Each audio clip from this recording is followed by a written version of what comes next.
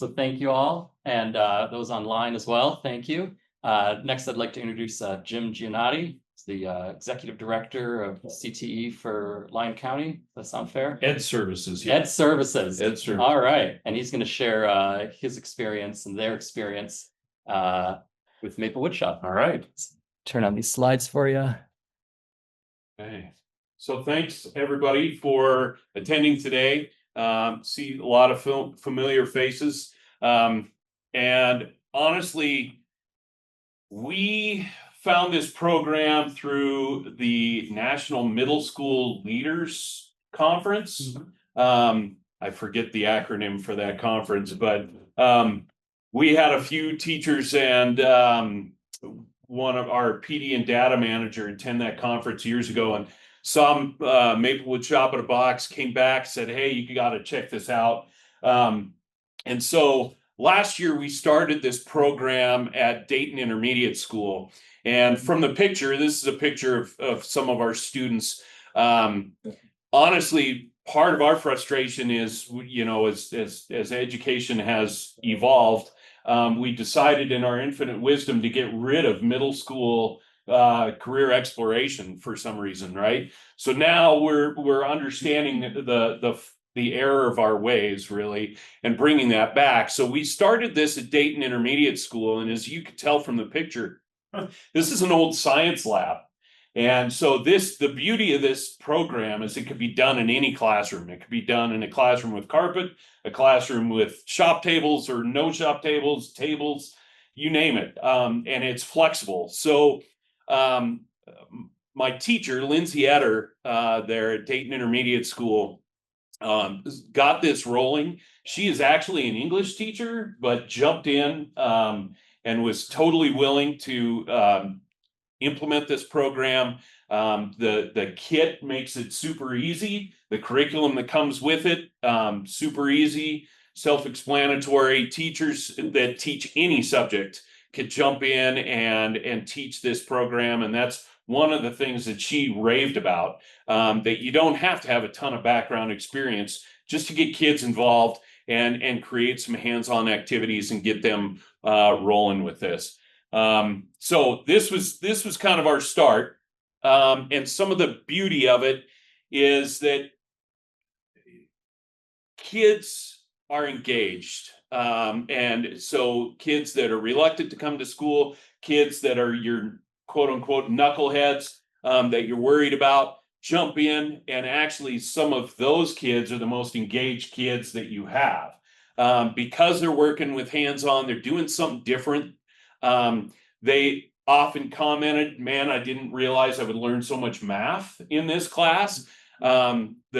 The high school construction trades teachers are frothing at the mouth because they have kids coming up that know how to use a tape measure.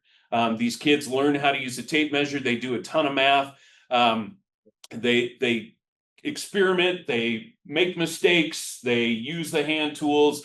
The beauty of the hand tools is you have to do some training with safety, but you're not dealing with power tools at this stage of the game, right?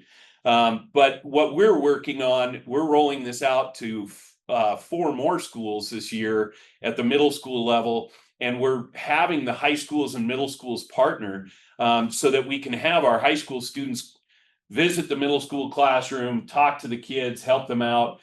We have the middle school kids go to the high school construction tech programs. They tour those programs. They get to see what they have to look forward to. They get excited about it.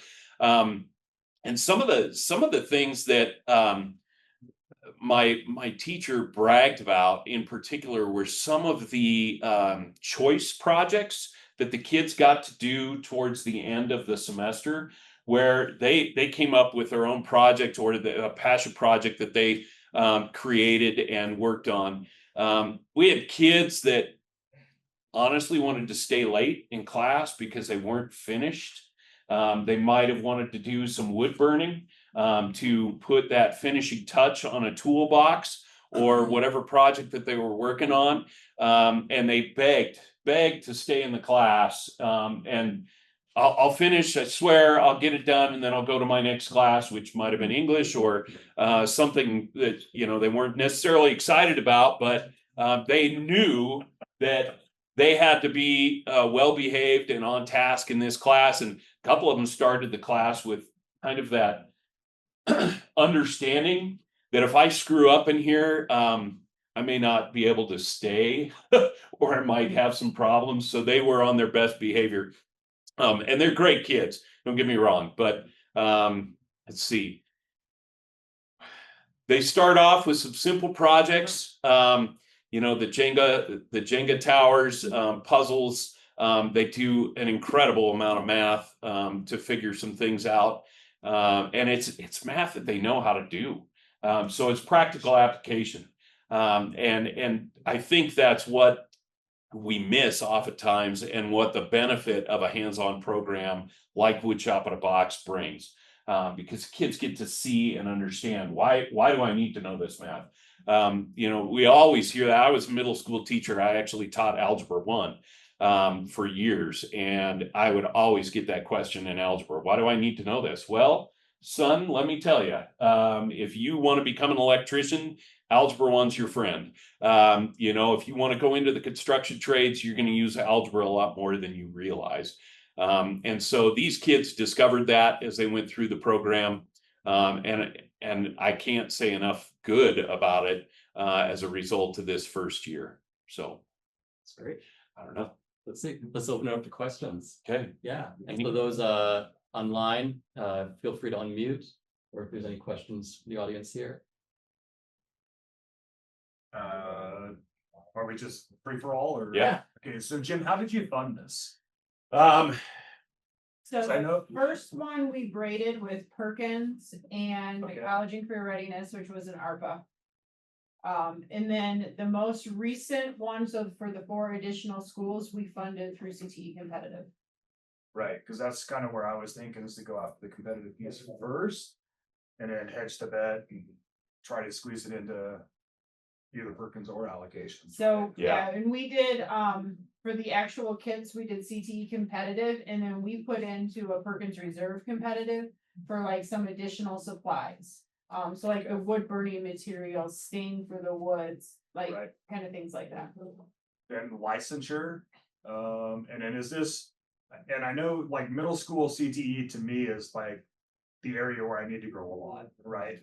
But is this as an elective, or is this, okay? So you knew where I was going with This that. is treated a little bit as an elective, but we ran it as a semester course, and so we tried to get as many kids as we could into the program for that exposure. Licensing was not really an issue because of that, because of the fact that we kind of treat it as an elective, right? So in middle school, you've got some wiggle room as long as they have a K-8 license, right?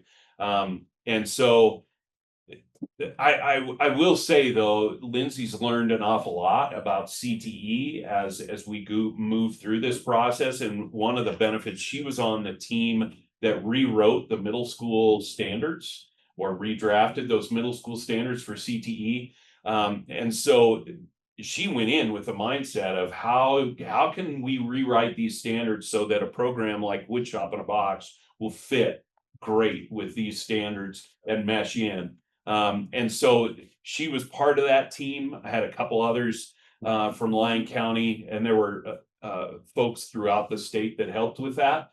But she was instrumental in that piece. And so now we have some wiggle room with our middle school standards for CTE, because it's that career exploration in building trades, right? So we have the ability to be flexible, but this has been phenomenal for those building trades standards. Okay, so we don't have a construction related program of study yet in Douglas County. Okay. We're gonna work on that, but how hard would it be to, like, at the end of your semester, have the teacher link it to whatever programs of study you already have? Is there that flexibility in there? You know what I'm Totally. talking about, so, We're gonna do that at Yerington and Smith. Right. They don't have the building trades, but they both have ag welding mechanics. yeah, and so it'd be like, hey, if you like doing this, these are the programs we offer at the highest school.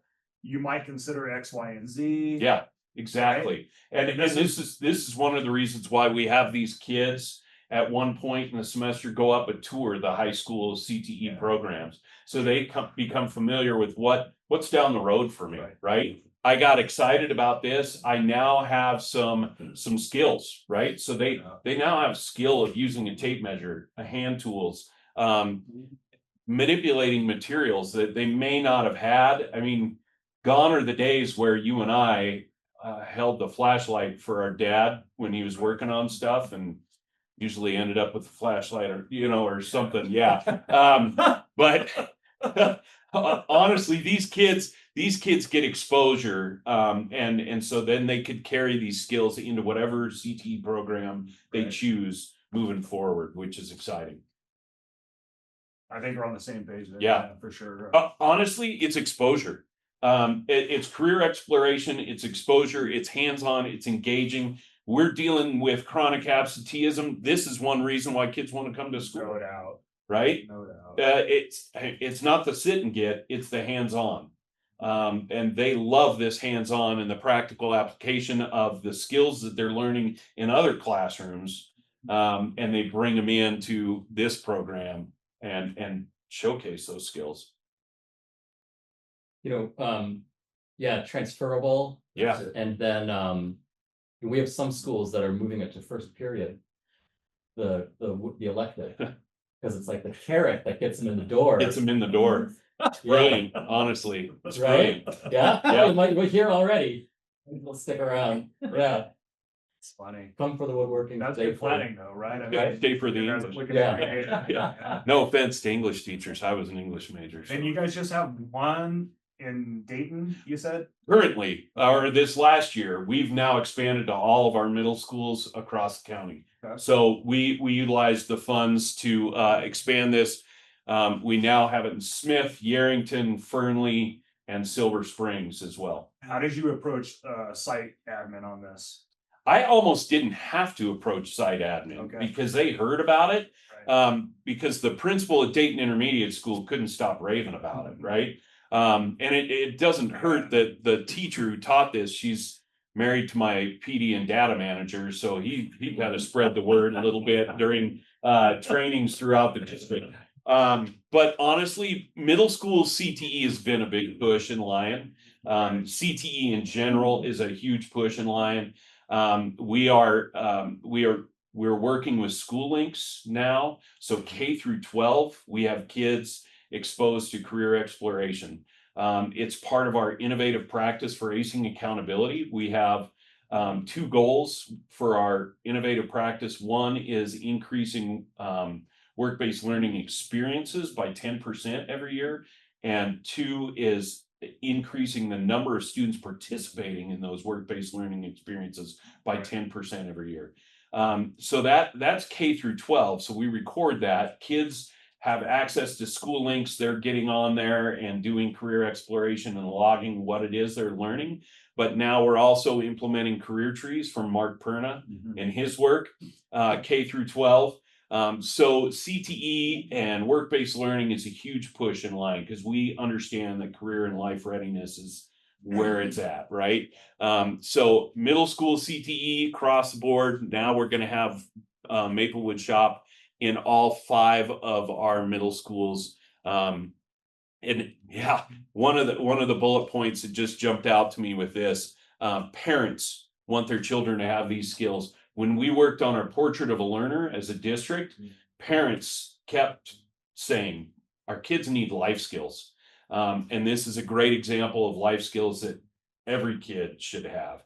I don't care whether you're male, female, every kid needs these skills. The problem solving, the critical thinking, the collaboration, the hands-on, the math skills obviously help, and we're all struggling with math skills, K-12 these days.